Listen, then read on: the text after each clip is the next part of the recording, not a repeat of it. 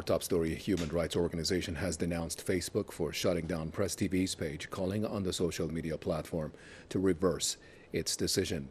Skyline International for Human Rights said the move is in violation of the corporate human rights policies recently announced by Facebook.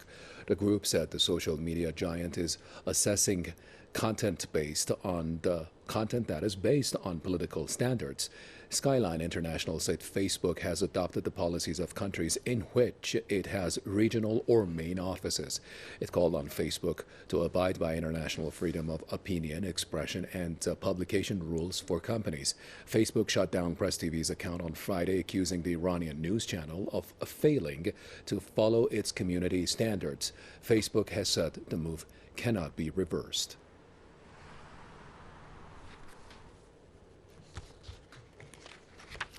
Well, let's discuss this with Mr. Max Parry. He's an independent analyst who joins us via Skype out of New York. Thank you very much, Max, for joining us. What do you think about the latest move of Facebook?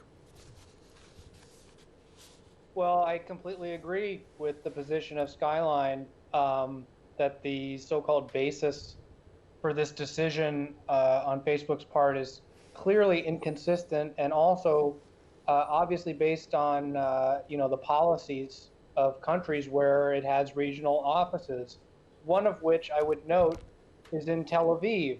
And in the past, we've already seen the platform work very closely with the Israeli government in recent years to shut down the accounts of pro-Palestinian activists and websites. So for them to take action against Press TV, I think is a continuation of that and shows just how cozy the platform's relationship is with the Zionist regime. They also suspended, I would note, the account of Nicolas Maduro, the Venezuelan president, and that decision is also clearly politicized.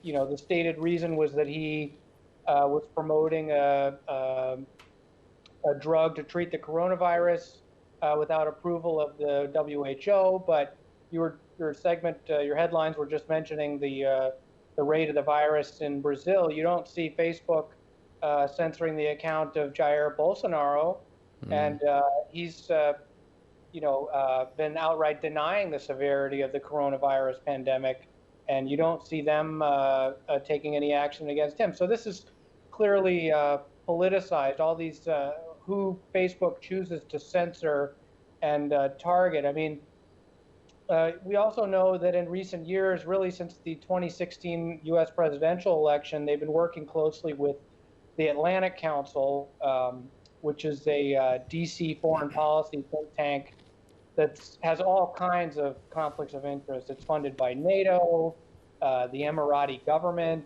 Raytheon, and even the Ukrainian gas company that was at the center of the Hunter Biden email scandal. So these platforms, there's numerous conflicts of interest with the U.S. government, and they cannot be trusted to be the arbiters of truth or, deciding what is true and false information. And this measure against Press TV is really just the latest draconian measure. But in my view, actually, it really, in my opinion, validates the quality of the work that Press TV does as a truth-telling, courageous truth-telling outlet, and should be seen as a badge of honor. Because if Press TV wasn't doing real journalism, it wouldn't be the target of such outrageous censorship. So, it is unfortunate, but I think it shows just how fearful the Western political establishment is about the truth getting out to the public. And is that the same fear, you think, that they quote as being the reason why they can't reverse the decision? Or do you think, because I have my doubts, it's an office decision? Yeah, the idea that the decision is not reversible, I don't buy that at all. I mean, the stated reasons that they said that Press TV is supposedly violating the community standards that have something to do with human rights. I mean, you don't see them taking any action or censorship against a certain network I won't name, but happens to be owned by the ruling emirs of Qatar, for Mm. example, or another network that's run by the Turkish government. You're telling me those two governments aren't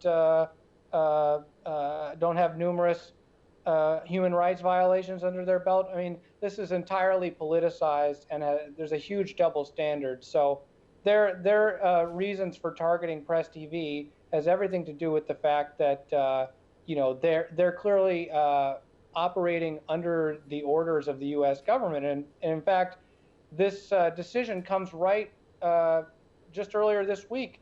There was a big congressional hearing, just one of several over the last few months, where members of Congress were grilling the CEOs of Facebook, Twitter, and these other Silicon Valley tech monopolies, issuing threats that that they need to step up their censorship under the threat of withdrawing protections that are in the 1996 Telecommunications Act, which protects internet companies from being liable for the content shared by the users on their platforms.